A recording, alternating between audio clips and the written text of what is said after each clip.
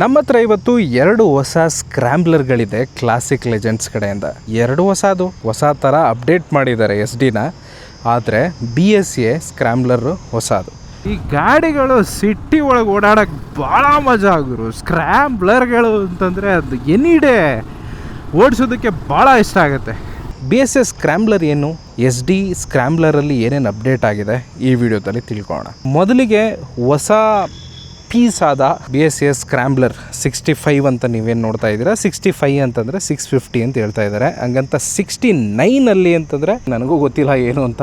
Single cylinder ಅಷ್ಟೊಂದು ಪವರ್ನ generate ಮಾಡ್ತಾ ಇರೋದು ನಾವು ಆಲ್ರೆಡಿ ಗೋಲ್ಡ್ ಸ್ಟಾರಲ್ಲಿ ನೋಡಿದ್ವಿ. ಗೋಲ್ಡ್ ಸ್ಟಾರ್ ಇಲ್ಲಿ ಹೋದ 2 ವರ್ಷ ಮುಂಚೆ ನೀವು ಈ ಗಾಡಿನ ಆಲ್ರೆಡಿ ನೋಡಿದ್ದೀರಾ. ಇದು ಗೋಲ್ಡ್ ಸ್ಟಾರ್ ಇಂಜಿನ್ನು. ಈಗ ಅದ್ರ ಇಂಜಿನ್ಗೆ ಹೋದರೆ ಅದೇ ಇಂಜಿನ್ನು. ನಿಮಗೆ ಗೊತ್ತಲ್ಲ, ಒಂದೇ ಇಂಜಿನ್ ಇಟ್ಕೊಂಡು ಡಿಫ್ರೆಂಟ್ ಟೈಪ್ಸ್ ಆಫ್ ಗಾಡಿ ಮಾಡ್ತಾರೆ.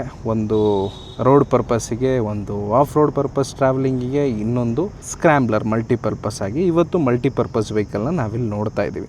ಈ ಗಾಡಿಯಲ್ಲಿ 3 ಕಲರ್ ಬರುತ್ತೆ. ಬ್ಲ್ಯಾಕ್ ಬಂದು ಬೇಸ್ ವೇರಿಯಂಟು, ಇದು ಟಾಪ್ ವೇರಿಯಂಟಲ್ಲಿ ಬರುತ್ತಂತೆ. ಇನ್ನೊಂದು ವೈಟ್ ಕಲರ್ ಕೂಡ ಇದೆ.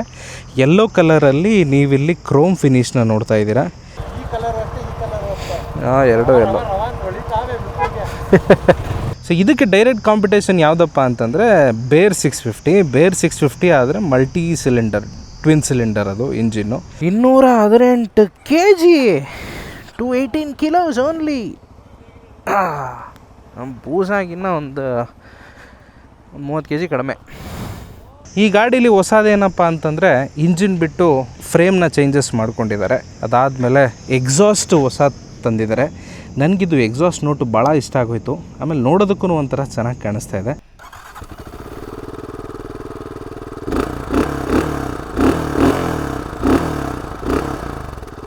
ಸ್ವಲ್ಪ ಬೇಸಿ ಆಗಿದೆ ಇದು. ಸೊ ಹೊಸ ಎಕ್ಸಾಸ್ಟು, ಅದರಲ್ಲಿರೋದು ಹಳೆ ಎಕ್ಸಾಸ್ಟು, ಅದೇ ಹಳೆ ಡಿಸೈನು. ಕೇಳೋಣ ಇದನ್ನು. ಸೊ ಅದಕ್ಕೆ ಕ್ಲಚ್ ಹಿಡಿದೇ ಸ್ಟಾರ್ಟ್ ಮಾಡ್ಬೋದು. ಇದಕ್ಕೆ ಕ್ಲಚ್ ಹಿಡಿದೇ ಸ್ಟಾರ್ಟ್ ಮಾಡೋಕ್ಕಾಗಲ್ಲ, ನ್ಯೂಟ್ರಲ್ ಇದ್ದರೆ. ಕ್ಲಚ್ ಹಿಡ್ಕೊಂಡೇ ಮಾಡಬೇಕು.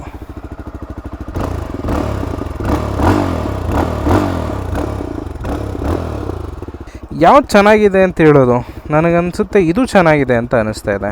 ಸೊ ಅದಕ್ಕಿಂತ ಇದೊಂದು ಸ್ವಲ್ಪ ಚೆನ್ನಾಗಿದೆ, ಕ್ಲಿಯರ್ಲಿ ವಿಸಿಬಲ್ ಇದೆ. That's because of engine change ಆಗಿರೋದಕ್ಕೆ ಚೆನ್ನಾಗಿದೆ.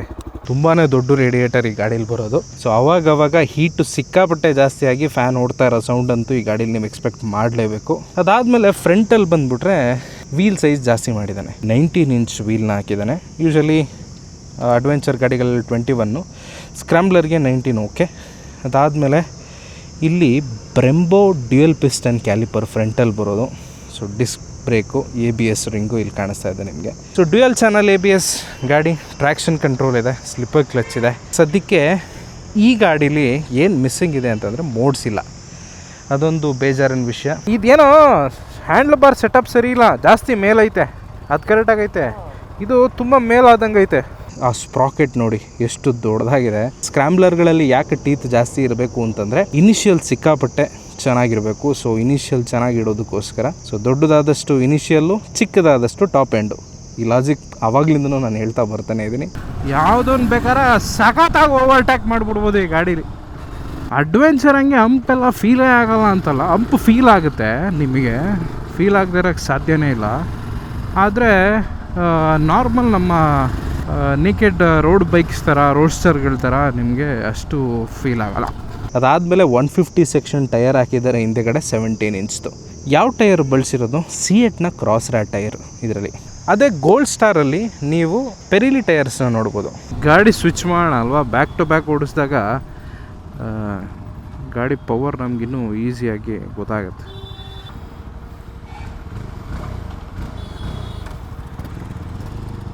ಆ ಎಕ್ಸಾಸ್ಟ್ ನೋಟೇ ಒಂಥರ ಡಿಫ್ರೆಂಟ್ ಆಗಿದೆ ಹಳೇದಕ್ಕೆ ಕಂಪೇರ್ ಮಾಡಿದ್ರೆ.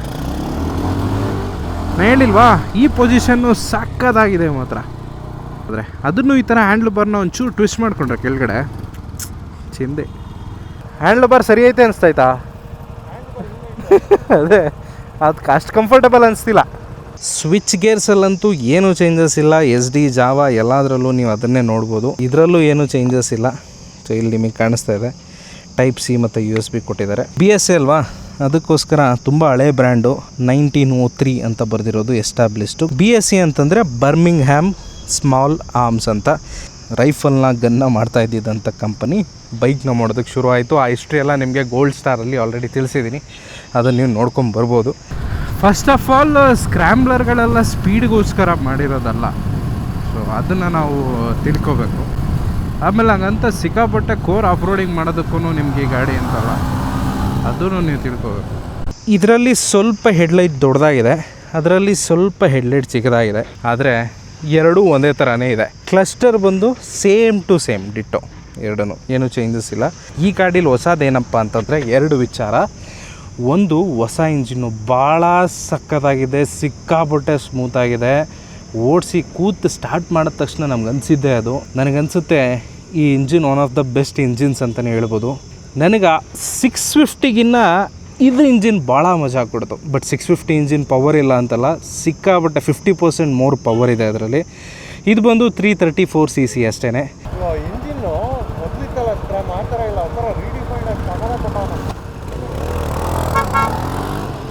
30-30-30 ಕಾನ್ಸೆಪ್ಟು. 30 bhp, 30 ಹಾರ್ಸ್ ಪವರು, ಜೊತೆಗೆ ಇವರ ಮೈಲೇಜ್ ಕೂಡ ಆಲ್ಮೋಸ್ಟ್ 30 ಬರುತ್ತಂತೆ. ಅದು ಪ್ರಾಕ್ಟಿಕಲಿ ಗೊತ್ತಿಲ್ಲ, ಟೆಸ್ಟ್ ಮಾಡಿಲ್ಲ. ಸೊ ಅವರೇ ಹೇಳ್ತಾ ಇರೋದ್ರಿಂದ 30 ಬರಬೇಕು.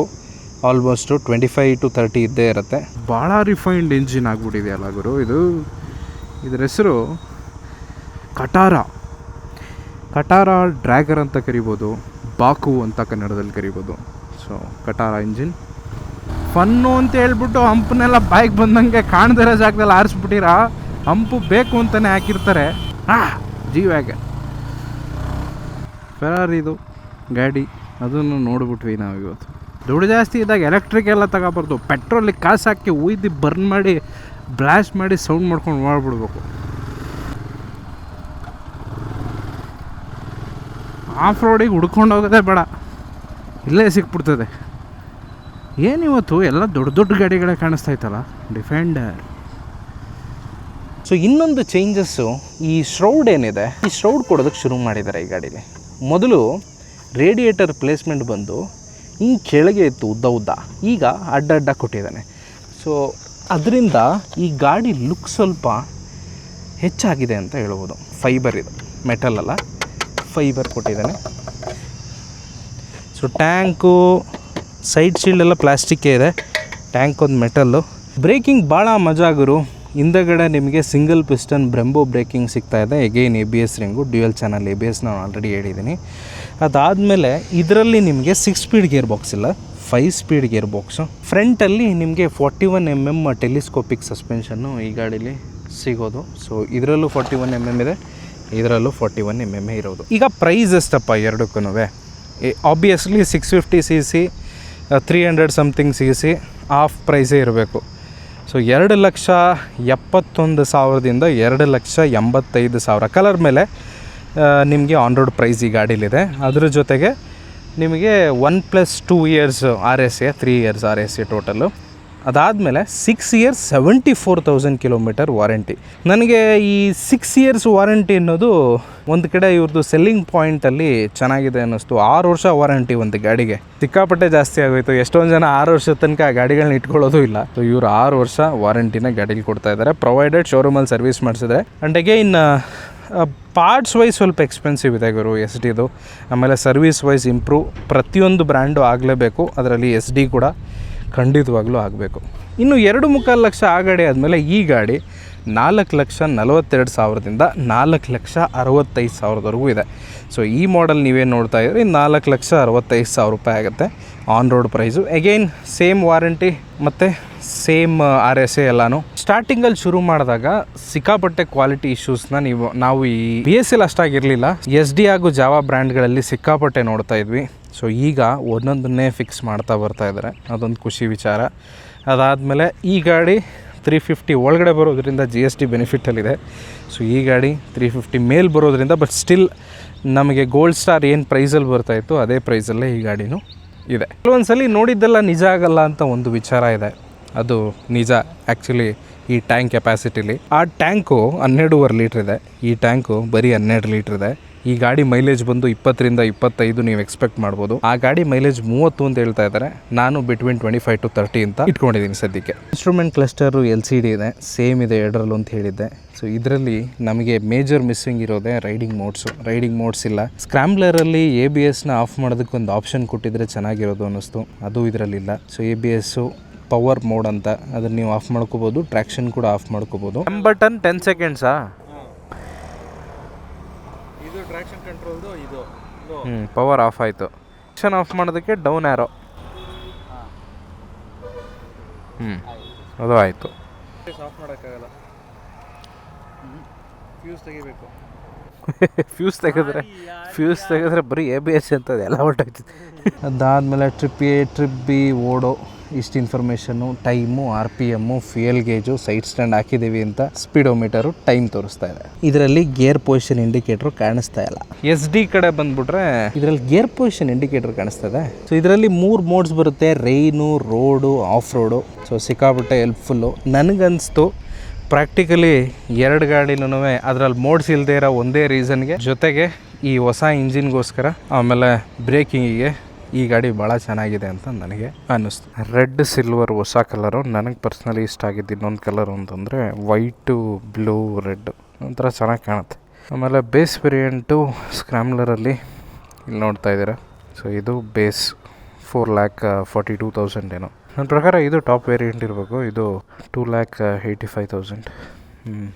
ಇಲ್ಲಿಗೆ ನಾನು ಈ 2 ಗಾಡಿ ವೀಡಿಯೋನ ಇದರಲ್ಲೇ ಕವರ್ ಮಾಡಿಬಿಟ್ಟೆ. ಯಾಕಂತಂದರೆ SD ಹೇಳೋದಕ್ಕೆ ಏನು ಜಾಸ್ತಿ ಚೇಂಜಸ್ ಇಲ್ಲ, ಬಟ್ ಚೇಂಜಸ್ ಎವಿಡೆಂಟ್ ಆಗಿದೆ. ಚೇಂಜಸ್ ಮಾಡಿದ್ದು ಒಳ್ಳೆಯದಾಗಿದೆ ಅಂತ ನನಗನ್ನಿಸ್ತು. ಸೊ ನಿಮ್ಮ ಪಿಕ್ ಯಾವುದಿರ್ಬೋದು ಈ 2 ಗಾಡೀಲಿ ಯೋಚನೆ ಮಾಡಿ ತಿಳಿಸಿ.